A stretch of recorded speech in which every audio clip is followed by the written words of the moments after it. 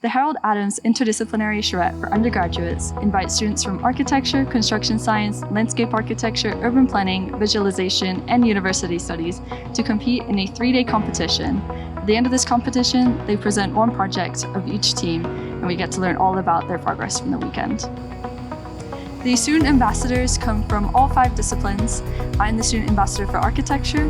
We go around with all the students and help them develop their projects, and we actually plan the charrette ourselves. I think interdisciplinary collaboration allows students to get outside of their own bubble and expand on how they approach a problem. When you're just working on a project on your own, you don't really see a bigger picture, and working with other disciplines especially helps you to have a broader idea of possibilities.